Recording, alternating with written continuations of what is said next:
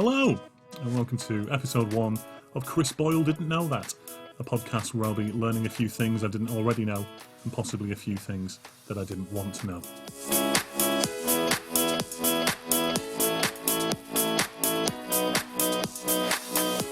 And as the theme music fades down into the background, the first thing that I discovered is actually how difficult it is to find appropriate copyright-free music for your podcast. If you're planning a podcast that reviews the best 1980s soft porn movies, then you've got a veritable cornucopia of music to choose from. If this was Chris Boyle Slips It In Soft Focus, I'd have thousands of tracks I could choose from. We'd have sexy sax pouring out of our ears. As it is, for now, I've settled for mid-2000s health and safety video music.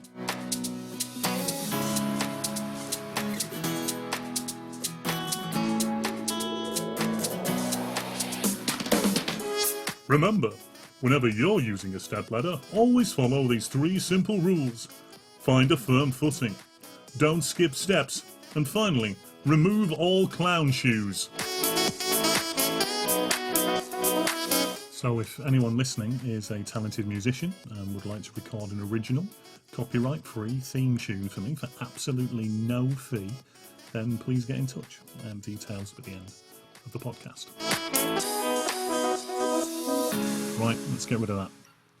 Okay, the premise. Each episode of Chris Boyle Didn't Know That will focus on a different person, place, event, or whatever, and I'll be finding out things I didn't know about them, which may or may not be interesting and or amusing.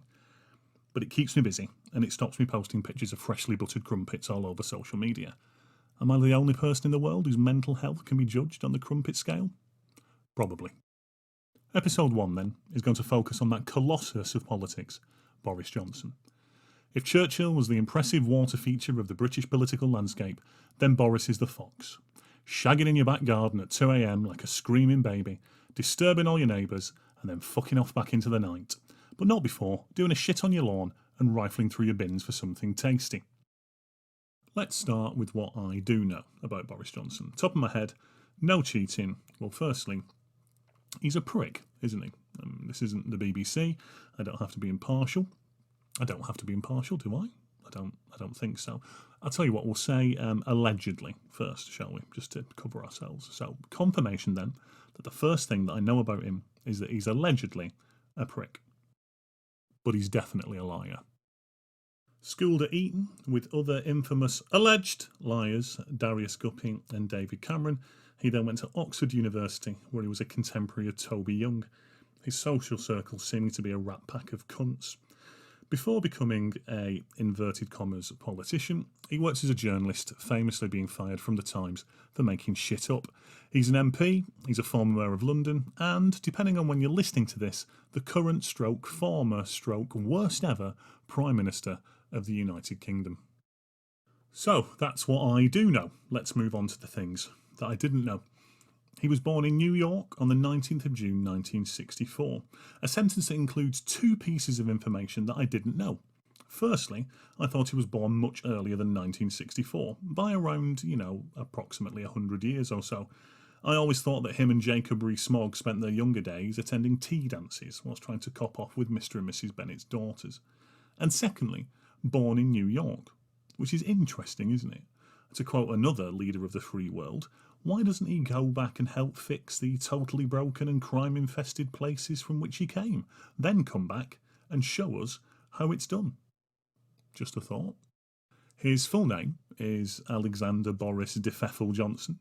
De Pfeffel coming from the German word Pfaff, P-F-A-F-F-E, which means too much trouble, as in what a bloody faff that is. That is... Sorry, I'm laughing at my own terrible joke there. That is a joke that works much better written down than it does when it's said out loud. Pfaff is German, but it's German for cleric or parson. So not unlike the former Sale of the Century quiz show host, Nicholas de Pfeffel. Again, what a topical joke that is. If anybody knows who Nicholas Parsons is, please tell him. He's probably forgotten.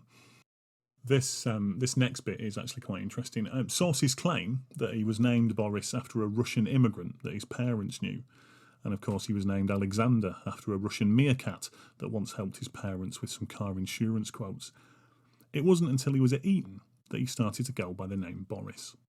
Before winning a scholarship to Eton, for a time he was educated at the European School in Brussels, and perhaps this is where his mistrust of Brussels developed. I mean, I've only ever been to Brussels once, and I didn't really enjoy it.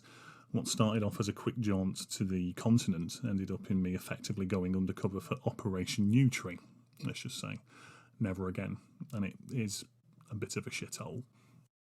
Perhaps I think the most interesting thing I discovered about Boris Johnson, though, was about his paternal great-grandfather. His paternal great-grandfather was a Circassian Turkish journalist called Ali Kemal, who, as it happens, was also a secular Muslim.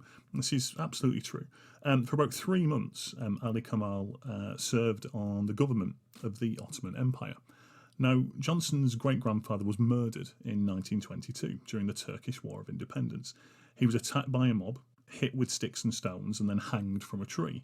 Hence the famous Johnson family motto, "Sticks and stones may break my bones, but a lynching will definitely kill me."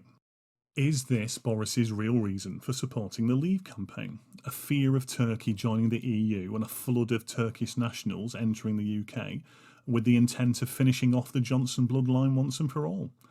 The Remain team should have put that on the side of a bus. He was considered to be a liberal conservative when he began his political career, a one-nation conservative. I've never really known what that term meant. Perhaps Johnson doesn't either, unless he thinks that the nation is Narnia or Tasmania from Chaplin's The Great Dictator. He's certainly done more for division in recent years than my old GCSE maths teacher did during my entire high school education. So, there you have it. Some things I didn't know about Boris Johnson, the original Eton mess. I mean, there are other things I don't know about him. I don't know how many children he has, for instance, but then again, neither does he. Thank you all very much for listening to this first episode of Chris Boyle Didn't Know That. I do hope you enjoyed it. If you did, then please share the link as much as possible. And if you didn't, then please share the link as much as possible. Why should you be the only ones to suffer? If you would like to get in touch, perhaps you've recorded a theme tune for me, or you just like to suggest a person, place, event, or whatever that I could educate myself about, then you can find Chris Boyle Didn't Know That on Facebook, or on Twitter at chrisboyledkt, or you can send me an email to chrisboyledkt@outlook.com.